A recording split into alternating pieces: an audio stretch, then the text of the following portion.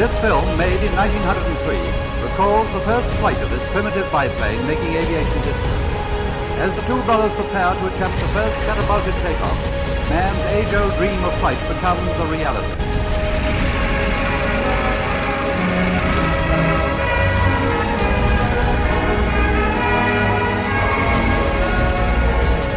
In 1903, the New York Times completely underestimated how long it would take before anyone would be able to fly, believing it would happen in 1 to 10 million years.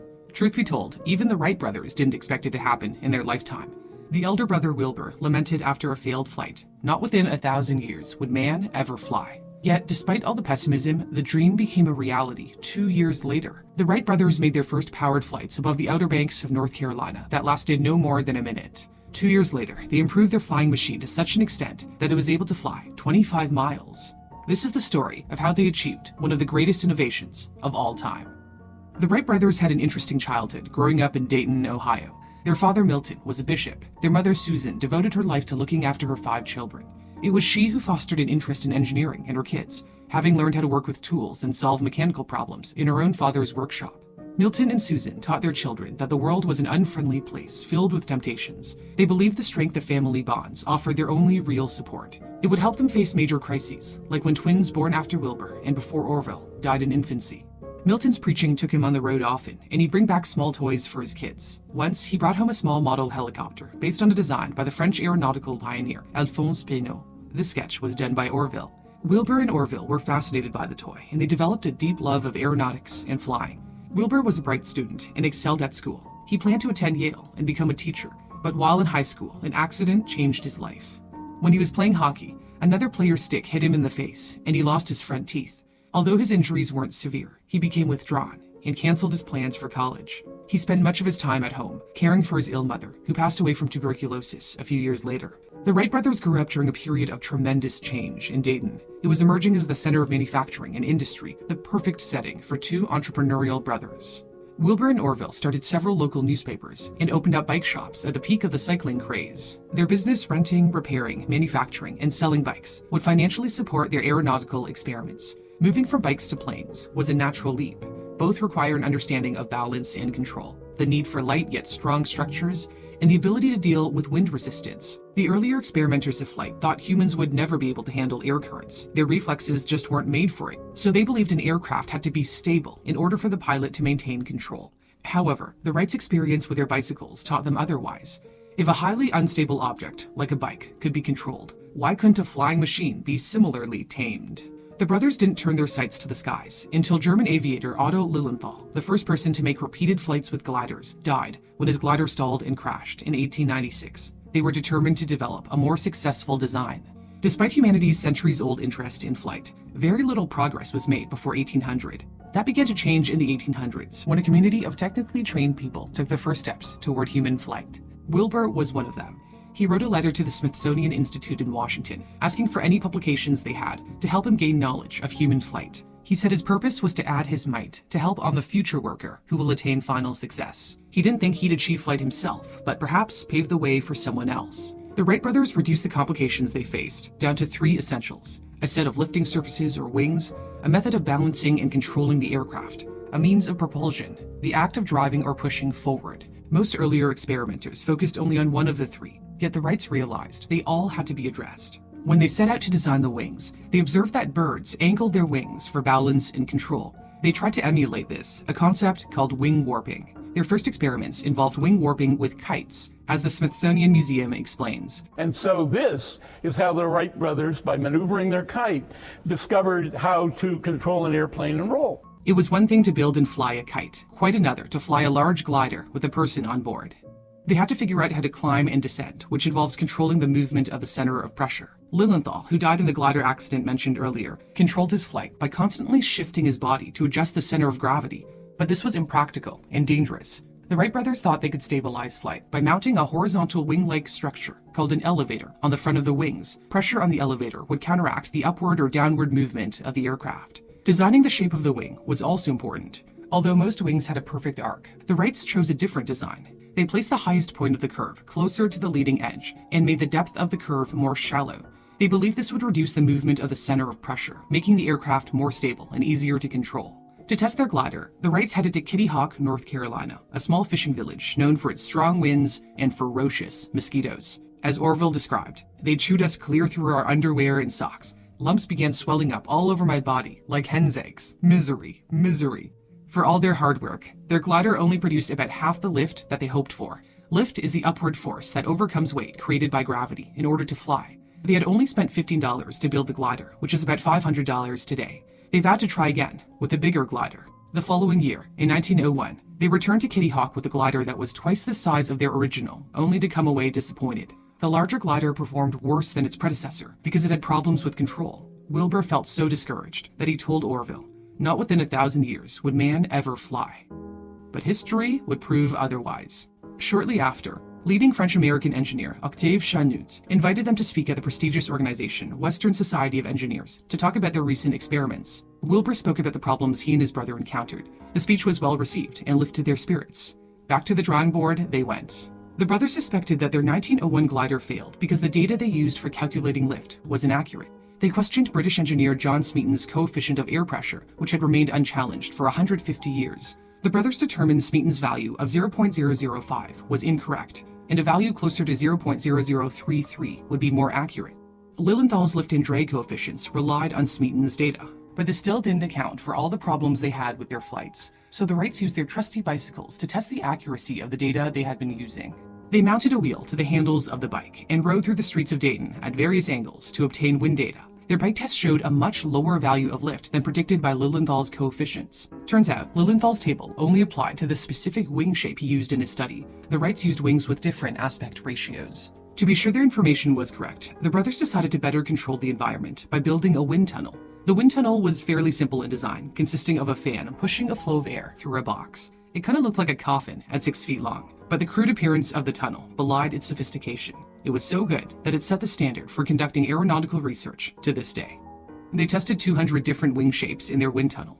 At the end of their tests, they had the most detailed data in the world for designing the perfect aircraft wings.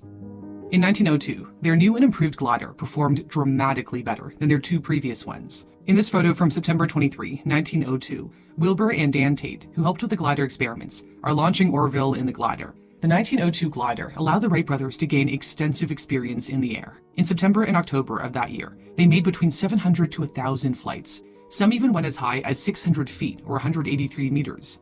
Their success gave them the confidence and courage to try to invent a powered plane, which they had earlier dismissed as impossible to achieve in their lifetime. Wilbur was so excited about their progress, he wrote, "Our new machine is a very great improvement over anything anyone has built. Everything is so much more satisfactory that we now believe that the flying problem is really nearing its solution." Their glider embodied the aerodynamic, control, and structural requirements needed for human flight. The only thing it lacked was a propulsion system to keep it flying. In the summer, the Wrights used a design inspired by their kite to create their first plane, which they call the Flyer.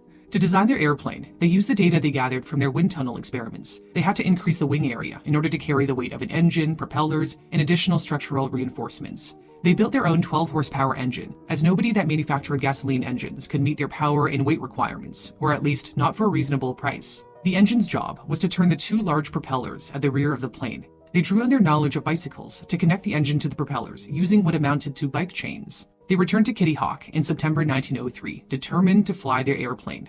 But technical issues and poor weather made them doubt themselves. The Flyer turned out to be 125 pounds heavier than they anticipated. Fortunately, their propellers provided 50% more thrust than expected, which they hoped would compensate for the extra weight. Still, were they crazy to try to fly an airplane in 1903?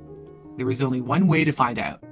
On December 14, 1903, the Wright brothers put their dream to the test. They tossed a coin to determine which brother would make the first attempt. Wilbur won. The Flyer was only airborne for 3.5 seconds, but nonetheless it did fly. Wilbur wrote confidently, "There is now, no question, a final success." 3 days later, on December 17, with the Flyer repaired, they flew again. Moments before the flight with Orville at the controls, a crewman observed an emotional moment between the two brothers. Quote, "After a while, they shook hands, and we couldn't help notice how they held onto each other's hand, sort of like they hated to let go, like two folks parting who weren't sure they'd ever see each other again." Wilbur came over to us and told us not to look sad, but to laugh and hello and clap our hands and try to cheer Orville up when he started. The Flyer lifted off. This time, it stayed in the air for 12 seconds and 120 feet, 37 meters. Still, it was progress. They would fly 4 times that day. The fourth and final attempt was the most significant, as the plane soared 852 feet, or 260 meters, lasting 59 seconds, proving the flyer was capable of a sustained, controlled flight. After the flight, a gust of wind overturned the plane, severely damaging it. The flyer wouldn't soar again. But it didn't matter. The Wright brothers had succeeded in doing what they set out to do. They proclaimed, the age of the flying machine had come at last. But they hadn't yet created a practical plane, one that could stay in the air for a long period of time. The 1903 flights were short and in a straight line. They now had to prove they could fully control it by turning and flying longer distances. Wilbur and Orville refined their design with 2 more planes in 1904 and 1905. They got permission to fly by a local cow pasture just a few miles outside Dayton called Huffman Prairie, so they didn't have to make the long trek to Kitty Hawk.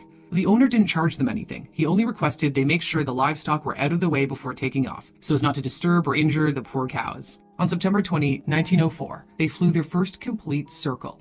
The flight lasted 1 minute 36 seconds and covered over 4,000 feet, or 1,200 meters. By the fall of 1905, they routinely flew flights lasting several minutes. In one instance, Wilbur circled the field 30 times in 39 minutes for a total distance of 24.5 miles, or 39 kilometers. The Wright brothers actually waited until 1908 to share their invention with the world. They made sure to receive their patent for the flying machine in America and several European countries. Wilbur first flew their airplane in public in France. The French aviator Léon de Lagrange summed up the superiority of the Wright machine, saying simply, "Nous sommes battus, we are beaten." The Wright brothers became the archetype of the overnight success story. When the Wright brothers returned to America, they were greeted with much fanfare, including a celebration in their hometown. Actually, they preferred quietly getting back to work, but just couldn't escape the attention. President William Howard Taft put it this way: "You made this discovery by a course that we of America like to feel is distinctly American, by keeping your nose right at the job until you had accomplished what you had determined to do." They made headlines in the fall of 1909 when 1 million New Yorkers watched Wilbur pass the NYC skyline during celebrations marking the 300th anniversary of Henry Hudson's entry into New York Harbor. World War I was the great force behind manufacturing aircraft. Planes were certainly a step up from the balloons that the military used for observations during the American Civil War. In order to get a contract with the US military, the Wright brothers needed to prove their plane worked. Unfortunately, one flight trial ended in tragedy. On September 17, 1908, a propeller flew off the plane with Orville and passenger Lieutenant Thomas Selfridge on board. The plane was 75 feet in the air when it took a nosedive and crashed, killing the lieutenant and seriously injuring Orville. Lieutenant Selfridge was the first person to die in a powered plane. The cause of the crash was a stress crack in the propeller. The Wrights redesigned the flyer to eliminate the flaw, and later sold their flyer to the Army for $30,000, the equivalent of around $927,000 today. The brothers formed the Wright Company in 1910 and began manufacturing a variety of designs. But Wilbur wouldn't get much time to enjoy his success. 2 years later, in 1912, he died of typhoid. He was only 45 years old. His family believes overwork contributed to his death. Wilbur had been tired and stressed from the lawsuits he and his brother filed for patent infringement. They believed the invention of the plane was their own, and that they should be credited and compensated for their contribution to the world. It was apparently not only a matter of money, but principle. Tired and stressed from the burden of litigation, Wilbur contracted typhoid fever in April 1912 and died a month later. His younger brother would live another 36 years. Orville spent the rest of his life serving on boards and committees related to aeronautics. He died of a heart attack in 1948 at the age of 76. The Wright brothers never married. They were wed to their work. To commemorate their unimaginable conquest, statues sprang up nearly everywhere the Wright brothers had flown.